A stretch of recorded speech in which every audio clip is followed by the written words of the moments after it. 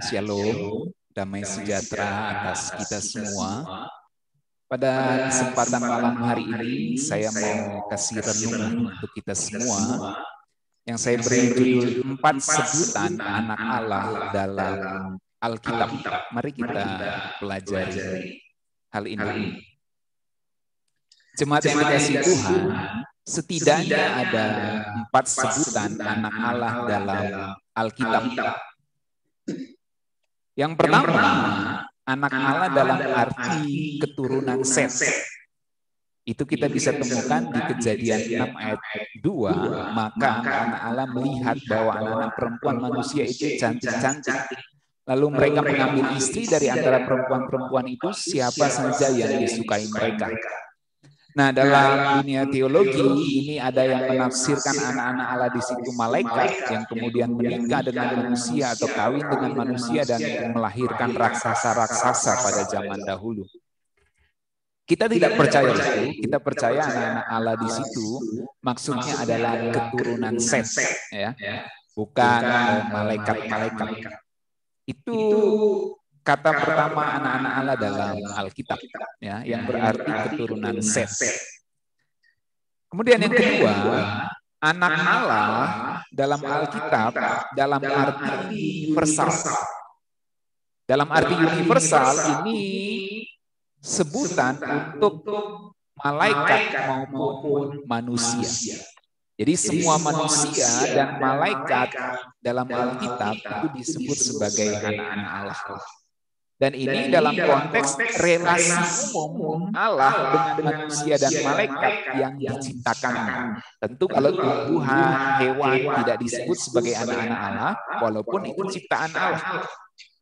Yang merupakan yang disebut anak-anak Allah adalah yang berpribadi. Dalam hal ini manusia dan malaikat yang diciptakan oleh Tuhan. Nah, ini anak Allah dalam arti universal. Kalau kita lihat Alkitab, malaikat disebut anak-anak Allah. Ayub 1 ayat 6, pada suatu hari datanglah anak-anak Allah menghadap Tuhan dan di antara mereka datanglah juga iblis. Perkataan di antara mereka datanglah juga iblis menunjukkan iblis dulu sebenarnya anak-anak Allah. Tetapi disebut di antara mereka datanglah juga iblis menunjukkan bahwa iblis sudah tidak pantas lagi disebut sebagai anak-anak Allah. Ya, dalam pengertian bahwa dia adalah pribadi yang memberontak kepada Allah. Jadi anak-anak Allah di Ayub 1 ayat 6 itu menunjuk kepada pertemuan para makhluk surgawi, dalam hal ini malaikat. Lalu Ayub 38 ayat 7. Ayub 38 ayat 7. Ini sebuah sumber atau data dalam Alkitab yang menunjukkan bahwa malaikat itu hadir waktu langit dan bumi ini diciptakan. Jadi dengan demikian kita mengerti atau kita percaya malaikat duluan diciptakan sebelum penciptaan langit dan bumi. Pada waktu bintang-bintang fajar bersorak-sorai bersama-sama dan semua anak Allah bersorak-sorai. Itu maksudnya pada saat penciptaan. Ya. Jadi malaikat hadir. Anak-anak Allah atau semua anak Allah di situ malaikat hadir waktu dasar bumi diciptakan. Lalu itu malaikat. Sekarang kita lihat manusia. Manusia juga disebut anak Allah atau keturunan Allah dalam hal ini.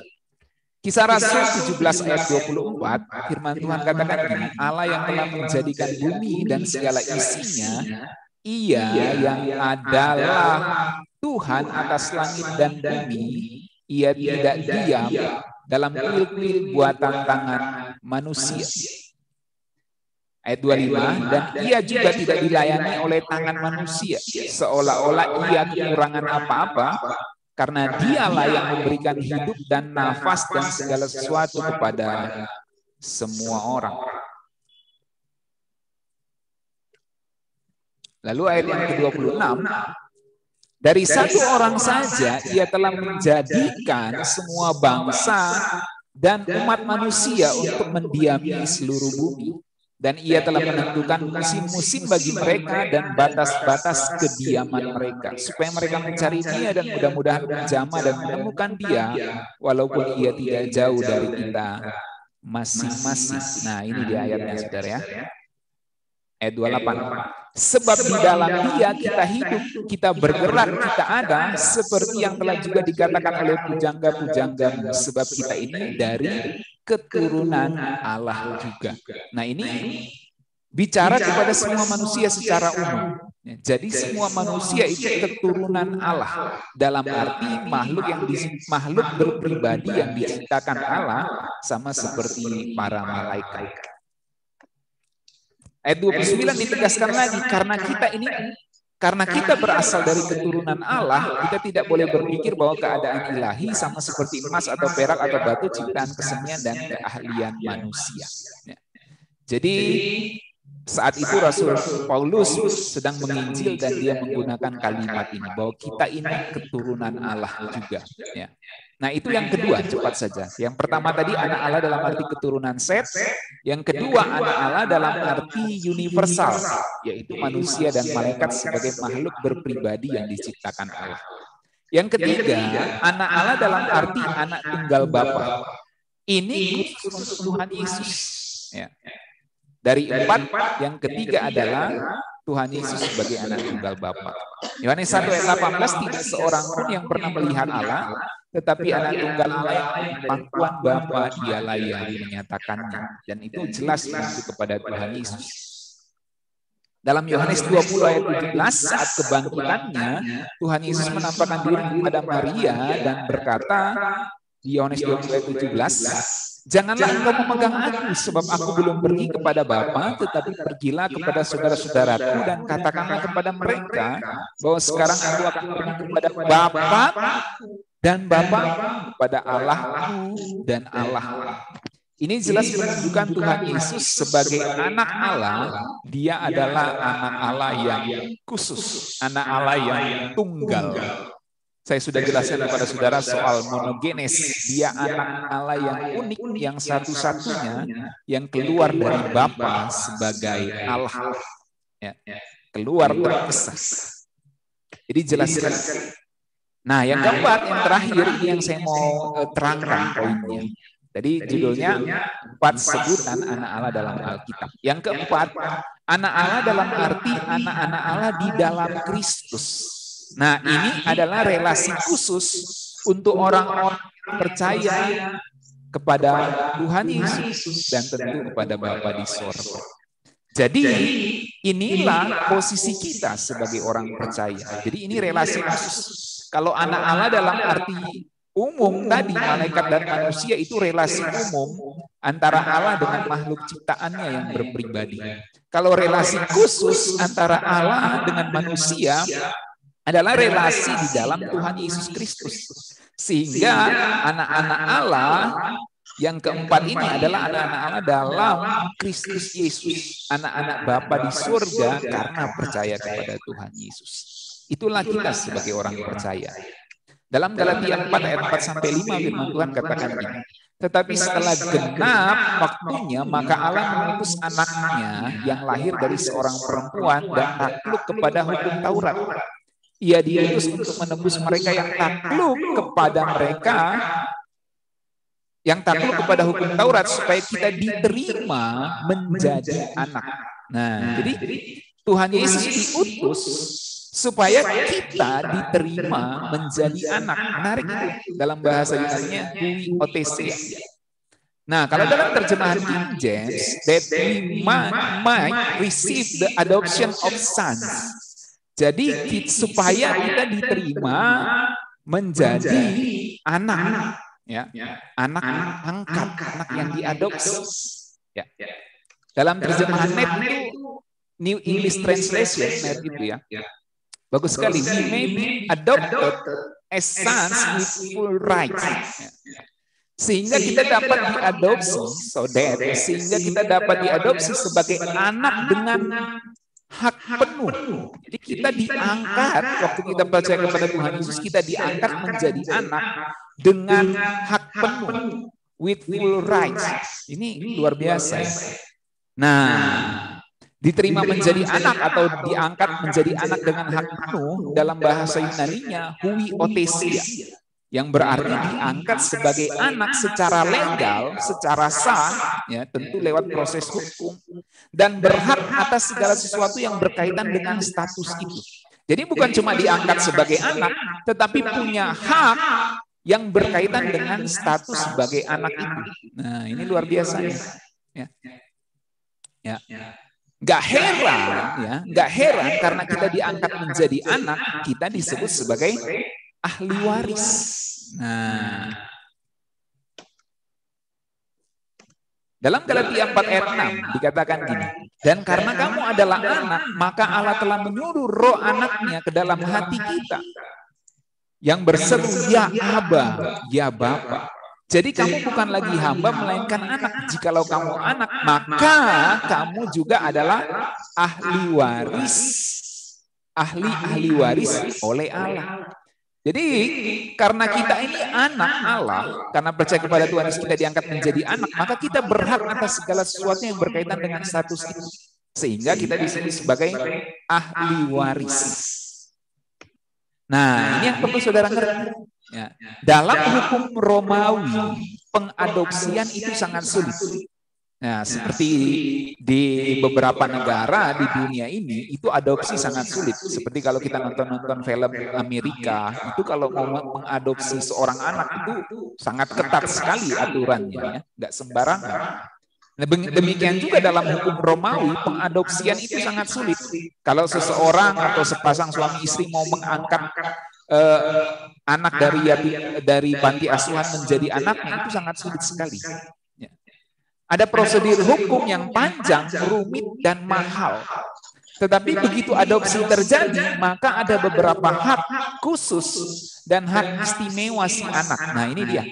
Karena sulitnya adopsi, maka ketika adopsi itu terjadi, anak itu punya hak khusus dan hak istimewa. Ada paling tidak dalam budaya Romawi, ada 4 hak istimewa anak yang diadopsi.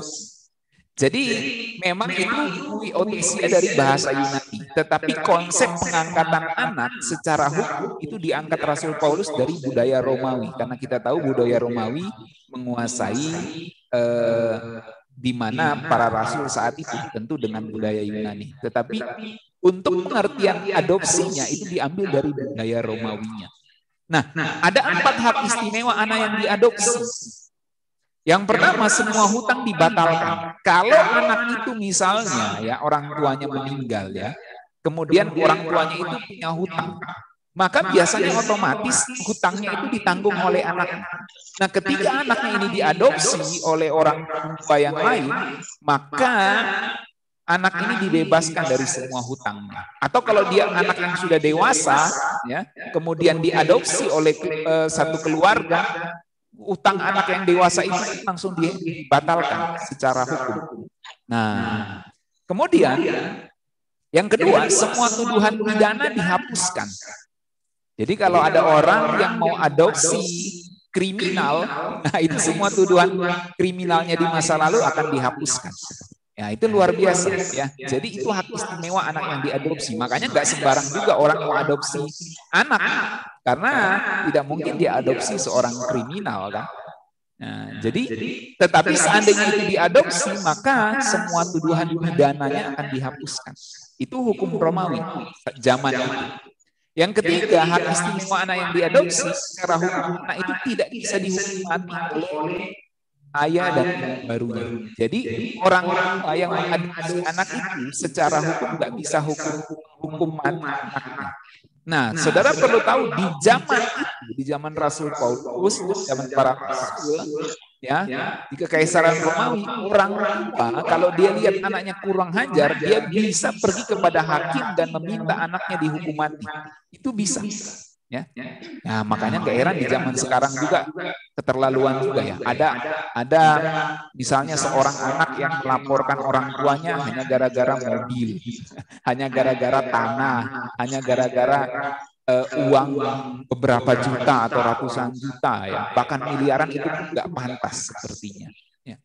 Jadi itulah yang terjadi di dunia ini, saudara. Nah, menurut hukum Romawi, kalau anak itu diadopsi oleh seorang bapak dan ibu, maka bapak dan ibu itu kalau jengkel sama anaknya, dia nggak bisa menghukum mati. Dia nggak bisa meminta kepada hakim untuk menghukum mati anak yang diadopsi. Tapi kalau anak kandung, dia jengkel sama anak kandungnya, secara hukum itu bisa dihukum mati kalau orang tuanya minta.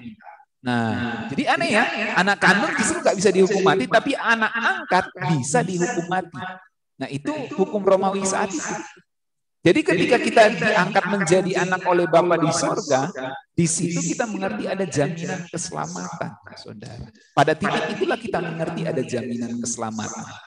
Nah, yang keempat, hak istimewa anak yang diadopsi, hak warisnya tidak dapat dibatalkan oleh orang tua baru mereka. Ya, dalam hal ini ayah atau ibu mereka. Nah, zaman itu anak kandung bisa dibatalkan hak warisnya.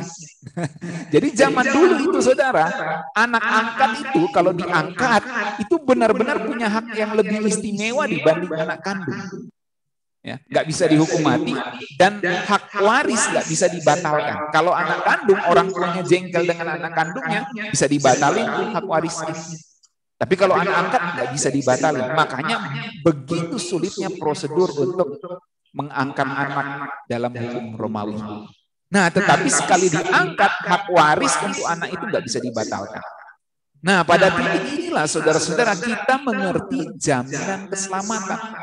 Ketika Bapa di sorga mengangkat kita sebagai anak di dalam Tuhan Yesus Kristus, maka disitulah ada jaminan keselamatan. Karena dari pihak Bapa di surga, dari pihak Tuhan, dia tidak bisa membatalkan status kita sebagai anak-anak Allah. Itulah jaminan keselamatan dari pihak Tuhan. Pertanyaannya adalah dari pihak orang tua. Orang tua tidak bisa membatalkan secara hukum. Makanya dari titik itulah kita mengerti soal jaminan keselamatan. Dari situlah kita mengerti jaminan kepada orang-orang yang percaya kepada Tuhan Yesus. Karena secara hukum Allah mustahil membatalkan status seseorang sebagai anak angkatnya di dalam Tuhan Yesus Kristus. Itulah jaminan keselamatan. Nggak mungkin kamu dihukum mati, nggak mungkin kamu dibatalin hak warisnya. Artinya pasti kamu selamat. Pasti kamu jadi ahli waris kerajaan surga dari pihak Tuhan. Pertanyaannya adalah bagaimana dari pihak manusia? Kalau misalnya anak itu mau secara hukum, saya nggak mau lagi dianggap sebagai anak. Nah, itu jadi persoalan tersendiri lagi. Ya. Tetapi dari pihak Tuhan ada jaminan keselamatan. Pada titik itulah kita bicara jaminan keselamatan, saudara. Nah, pada diri kita, jaminan dari Bapa di sorga itu ditandai dengan diberikannya Roh Kudus dalam hidup kita. Kalau jaminan secara hukum Romawi saat itu pasti sebuah surat, sebuah legalitas surat bahwa kamu anak angkat dan ini surat ini yang menandakan saya tidak bisa membatalkan hak waris kamu, saya tidak bisa menghukum mati kamu sejengkel-jengkelnya saya sama kamu. Nah, itu kira-kira orang tua Romawi saat itu. Jadi tandanya adalah suratnya itu dan dokumen hukum di lembaga hukumnya. Tetapi ketika Bapa menjamin keselamatan kita sebagai anak-anaknya, jaminannya ditandai dengan diberikannya Roh Kudus. Dokumennya adalah Roh Kudus yang ada dalam hidup kita. Galatia 4 ayat 6 tadi dikatakan, dan karena kamu adalah anak, maka Allah Bapa di surga telah menyuruh roh anaknya ke dalam hati kita yang berseru, ya Aba ya Bapa. Jadi itu adalah sebagai dokumen bahwa kamu adalah diangkat menjadi anak. Dan dari pihak sorga, Bapa nggak bisa membatalkan hukum kamu sebagai anak angkat. Roma 8 ayat 14, semua orang yang dipimpin roh Allah adalah anak Allah. Sebab kamu tidak menerima roh perbudakan yang membuat kamu menjadi takut lagi, tetapi kamu telah menerima roh yang menjadikan kamu anak Allah. Oleh roh itu kita berseru, ya Aba, ya Bapa. Jelas sekali ya, kamu menerima roh yang menjadikan kamu anak Allah. Itulah dokumennya. Itulah dokumennya yang menunjukkan kamu tidak mungkin dibatalkan hak warisnya. Kamu tidak mungkin dihukum mati oleh Allah. Dari pihak Allah. Nah, sekarang pertanyaannya dari pihak kita gimana? Itu masalahnya, saudara ya. Jadi kita mesti mengerti soal jaminan keselamatan itu. Ketika Alkitab mengatakan jaminan keselamatan itu bicara dari pihak Allah secara hukum, ya. Seandainya ada hukum yang mengikat Allah, itulah hukumnya. Allah tidak mungkin membatalkan perjanjiannya. Ya. Tapi dari pihak kita bagaimana? Karena perjanjian itu selalu dua pihak.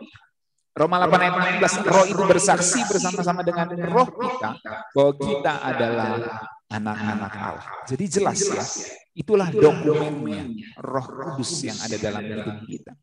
Dan jika kita adalah anak, maka kita juga adalah ahli waris dan selanjutnya. Itu sebabnya Alkitab mengatakan Roh Kudus adalah jaminan sampai kita menerima seluruh warisan kita. Dalam Efesus 1 ayat 13 mulai, di dalam Dia kamu juga karena kamu telah mendengar firman kebenaran yaitu Injil keselamatan, di dalam Dia kamu juga ketika kamu percaya dimeteraikan dengan Roh Kudus yang dijanjikannya. Dan Roh Kudus itu adalah jaminan bagian kita sampai kita memperoleh seluruhnya, yaitu penebusan yang menjadikan kita milik Allah untuk memuji kemuliaan-Nya. Jadi jelas sekali Roh Kudus itu dokumen yang membuat Allah tidak bisa membatalkan keselamatan dalam hidup kita. Nah, dari pihak Allah. Nah, saya mau closing statement dengan 1 Yohanes 3 ayat 1 sampai 3. Ini menarik sekali. 1 Yohanes 3 ayat 1. Lihatlah betapa besarnya kasih yang dikaruniakan Bapa kepada kita. Perhatikan, betapa besarnya kasih yang dikaruniakan Bapa kepada kita. Dalam hal apa? Sehingga kita disebut anak-anak Allah. Jadi kalau kita disebut sebagai anak-anak Allah, itulah kasih yang terbesar dari Bapa. Karena untuk kita bisa disebut sebagai anak-anak Allah, Dia harus mengorbankan anaknya yang tunggal. Makanya daerah dibilang betapa besarnya kasih yang dikaruniakan Bapa kepada kita. Sehingga kita disebut anak-anak Allah dan memang kita adalah anak-anak Allah. Roh itu bersaksi kita memang anak-anak Allah. Karena itu dunia tidak mengenal kita sebab dunia tidak mengenal Dia. Saudara-saudara yang kasih, sekarang kita adalah anak-anak Allah. Tapi belum nyata keadaan kita kelak. Akan tetapi kita tahu bahwa apabila Kristus menyatakan dirinya, kita akan menjadi sama seperti Dia. Sebab kita akan melihat Dia dalam keadaan yang sebenarnya. Kita ini anak-anak Allah, tapi belum nyata keadaan kita kelak. Belum sempurna keberadaan kita sebagai anak-anak Allah. Tapi nanti ketika Kristus datang yang kedua kali, kita akan melihat Dia dalam keadaan sebenarnya dan Dia sebagai pesulung di antara banyak saudara itu akan kita hidupi kehidupannya secara kekal dengan baru dan bumi baru nanti. Tetapi ada pesannya, ya. Karena kita berharap bertemu dengan Tuhan Yesus, anak tunggal Bapa itu, maka kita dikatakan ini, setiap orang yang menaruh harapan itu kepadanya, maksudnya pengharapan menjadi seperti Kristus yang adalah anak tunggal Bapa itu, ya, yang dikasihi oleh Bapa atau anak tunggal Bapa yang memberikan teladan dan menjadi anak Bapa yang seharusnya. Setiap orang menaruh pengharapan itu kepadanya menyucikan diri sama seperti Dia yang adalah suci. Yesus Kristus adalah anak tunggal Bapa, relasi yang khusus. Dan kita sebagai anak Allah, anak-anak Bapa di surga di dalam Kristus, kalau kita mempunyai harapan kepada Bapa di surga dan kepada Kristus, maka Alkitab katakan kita menyucikan diri sama seperti Dia yang adalah suci. Ketika hukum Allah tidak dibatalkan ketika Dia mengangkat kita sebagai anak, maka yang kita lakukan adalah menyucikan diri sama seperti Dia yang membuat kita bisa berstatus sebagai anak itu suci. Maka demikianlah kita harus menjadi seperti Dia yang adalah suci. Oke, itulah renungan yang bisa saya berikan pada malam hari ini bagi yang baru bergabung. Tadi temanya adalah 4 sebutan anak Allah dalam Alkitab. Yang pertama tadi anak-anak Allah dalam arti keturunan Set, itu bukan malaikat tapi keturunan Set di Kejadian 6 ayat 2. Yang kedua anak Allah dalam arti universal, yaitu semua manusia dan semua malaikat, ya, semua ciptaan yang berpribadi dalam hal ini manusia dan malaikat, itu relasi umum. Kemudian yang ketiga adalah anak Allah dalam arti anak tunggal Bapa, itu hanya khusus untuk Tuhan Yesus, bukan yang lain. Lalu kemudian dalam arti anak-anak Allah di dalam Kristus Yesus, ini hanya untuk orang-orang yang percaya. Itu disebut relasi khusus orang-orang percaya dengan Bapa di sorga. Dan tadi saya sudah sampaikan bahwa ketika kita diangkat menjadi anak, maka disitulah ada jaminan keselamatan dari Bapa di sorga. Pertanyaannya, bagaimana dengan kita? Apakah kita mau menghidupi jaminan yang Bapa di sorga berikan? Bagaimana cara kita menghidupi? Salah satunya, Alkitab memberikan sudut pandang ini. Setiap orang yang menaruh pengharapan itu kepadanya, menjadikan diri sama seperti Dia yang adalah suci. Semoga ini bisa memberikan perspektif, memberikan pencerahan, penajaman dalam hidup kekristenan kita, dan kiranya kita mendapat sebuah pelajaran yang baik dari hal ini. Tuhan berkati kita sekalian. Kita berdoa.